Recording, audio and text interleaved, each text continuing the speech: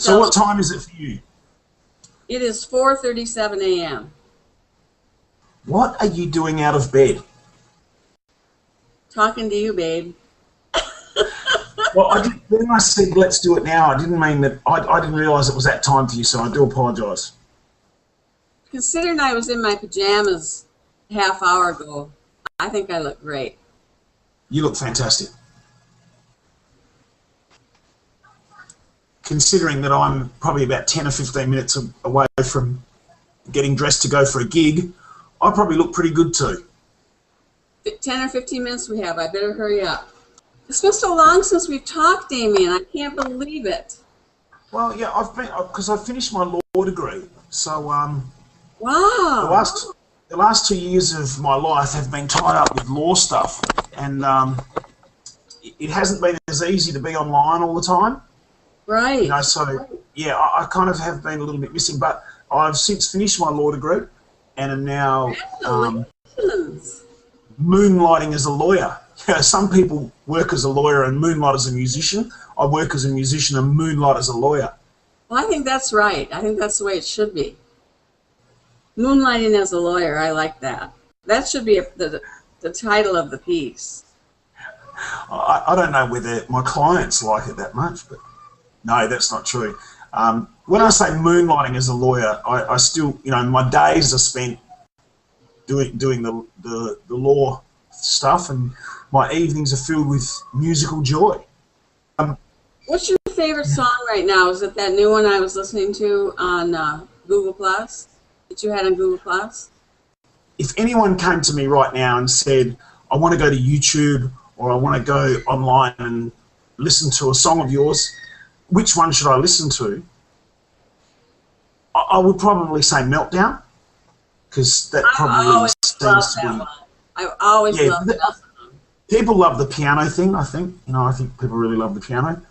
But probably my favourite to play at the moment is a song called Sophie, but there's not a video or anything. There's heaps of videos on YouTube of Sophie being played live at concerts and stuff, but there's not actually a video for it. But it's just a really great, good feeling, up-tempo song, and you know, so I think that I do really like their new Daft Punk song too, the one that it's #1 everywhere at the moment. What's it called? Get Lucky. It's called. I really like that too.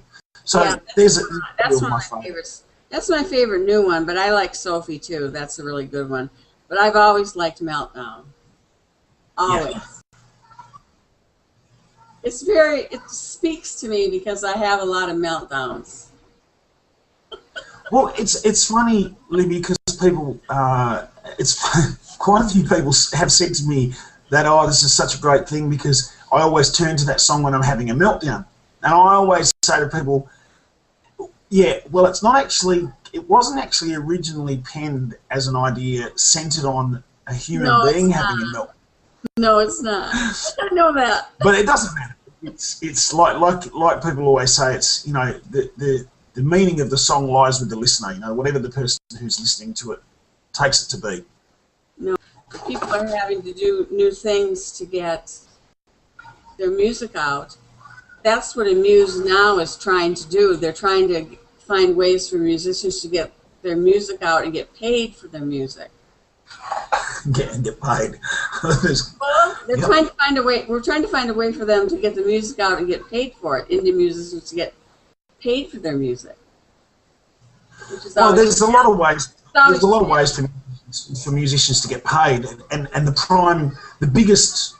Online, I mean, paid online. Well, of course, the biggest movement on that was obviously, you know, in 2002, 2003 when the iTunes thing came along, but just recently, Google and YouTube have made big moves to monetize videos. You know, to make it possible for ads to run alongside videos, and for the creators of those videos to be paid. So, you know, like when a musician puts a video up now, it doesn't matter whether you're indie or whether you're with Sony or who you're with, you get paid the same rate for the amount of views. It's like a TV station. You've got your own TV station, and if you generate views, you'll get, you know, you'll get you get paid for the views that you get, which, you know, it's fantastic. You're in Western Australia, and people in the United States want you to come here so badly they can taste it. Now, you did that. Well, You did that using social media very effectively.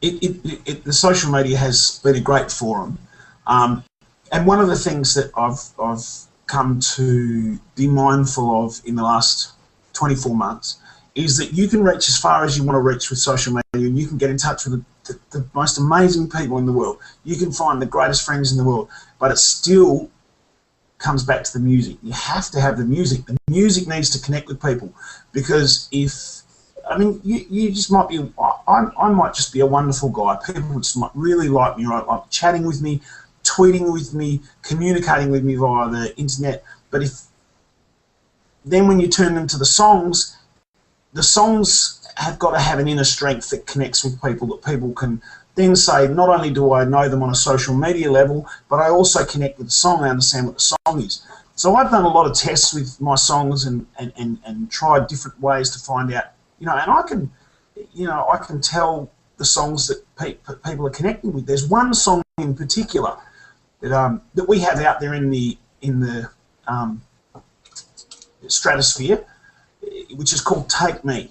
And it's not my favourite song. It's certainly not, it's not one that people ask me for at gigs or anything like that. But in all of the forums that we have, it's the most played song. It's the one that people go back. In iTunes, it's our highest selling song. On SoundCloud, it's the highest played song. It's just one of those songs that people must really connect with. They do. That's the one you had out on Google Plus that I was listening to. Yeah. Yeah, they do connect. Now, I have a big question for you.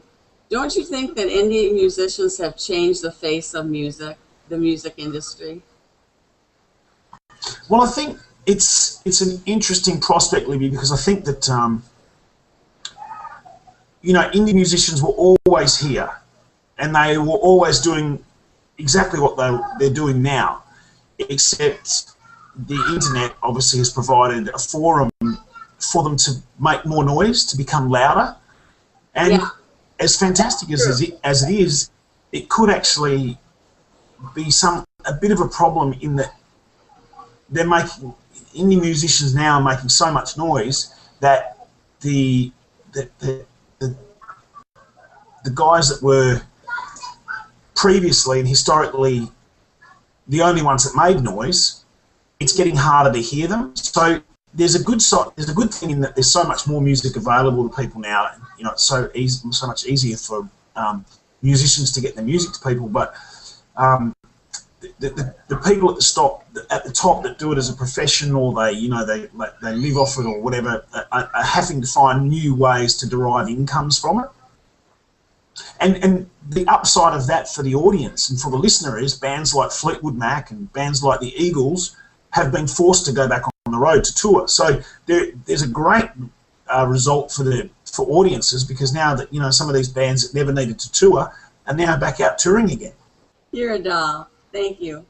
Nice talking to you, Damien. I hope it's not so long next time.